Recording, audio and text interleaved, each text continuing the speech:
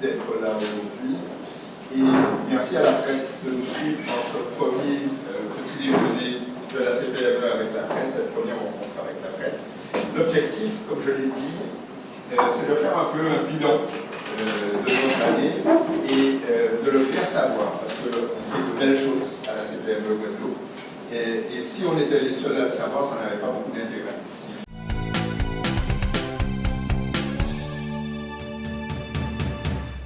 Écoutez, aujourd'hui nous avons convoqué la presse afin de leur faire un état des lieux de l'avancée des travaux de la CPME Guadeloupe, afin de leur présenter les gens qui travaillent à la CPME, des adhérents de la CPME, mais qui s'investissent tous les jours dans leur domaine respectif, et puis pour faire un petit peu l'état des lieux de ce que nous avons tous fait durant ces 6 mois, parce que c'est un travail collectif. Il n'y a pas une personne qui fait et les autres qui regardent. On est tous ensemble.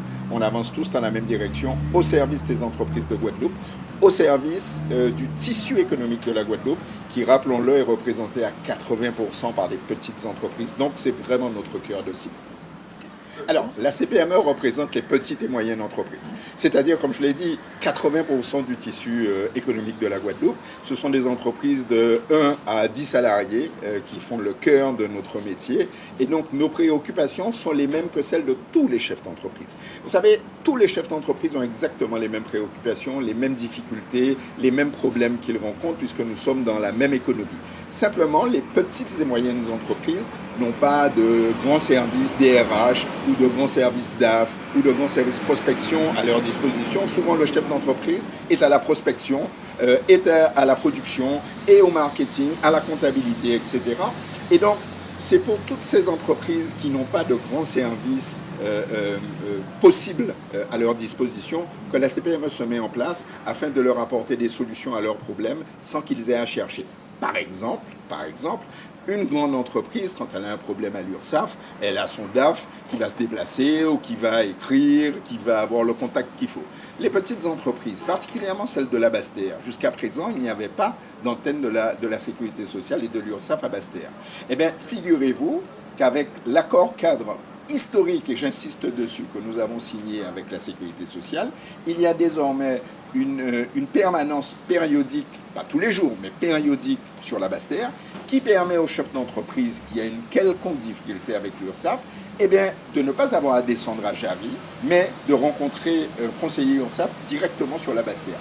Ça fait toute la différence parce que lorsque on est à la production, comme ces petites entreprises, aller à Jarry pour rencontrer l'URSSAF, c'est une journée de production de perdu. Et une journée de production, ça ne se rattrape jamais. Je le dis toujours, si aujourd'hui vous n'avez pas acheté une chemise, demain vous n'en achèterez pas deux. C'est celle d'aujourd'hui et c'est tout. Et donc une journée de production perdue, c'est beaucoup de difficultés pour les chefs d'entreprise. Et en plus de tout ça, nous avons mis en place des correspondants qui prennent directement les dossiers des chefs d'entreprise et qui les présentent là où il faut, qui les présentent au CIST, qui les présentent à l'URSSAF, qui les présentent à la DETS, etc. Ce qui fait que le chef d'entreprise n'a même plus à se déplacer. La CPME centralise pour lui toutes les demandes. Voilà vraiment le cœur de cible de la CPME. C'est 6 mois de mandature. J'ai pris mon poste en avril, donc c'est 6 mois de mandature. Écoutez, j'ai que des bonnes nouvelles à vous annoncer. Pour la CPME, nous avons triplé le nombre d'adhérents de la CPME en 6 mois.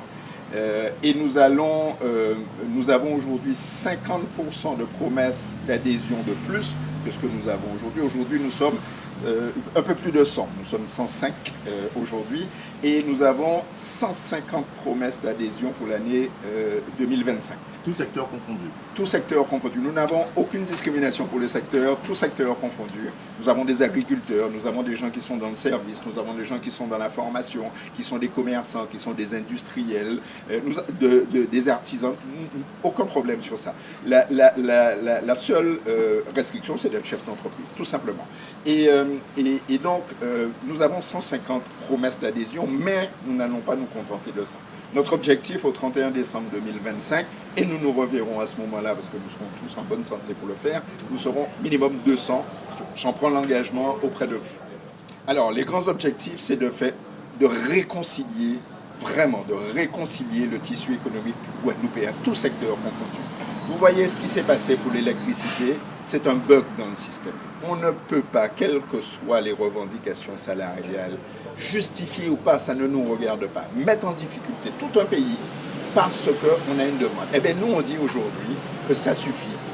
Les blocages intempestifs en permanence, qu'il peut y avoir, il doit y avoir des négociations au niveau des entreprises, mais que ça doit rester au niveau de l'entreprise. Il faut casser cette habitude de je demande, je n'ai pas, je bloque, j'obtiens.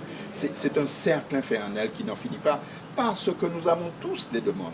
Tous, nous sommes légitimes dans nos requêtes, dans nos demandes, et il est absolument anormal de devoir bloquer toute une population, tout un système économique et qui finit par se retourner contre nous tous d'ailleurs. Donc notre principal objectif aujourd'hui, c'est la réconciliation du tissu économique guadeloupéen, tous ensemble, parce que c'est ensemble qu'on peut faire avancer les choses.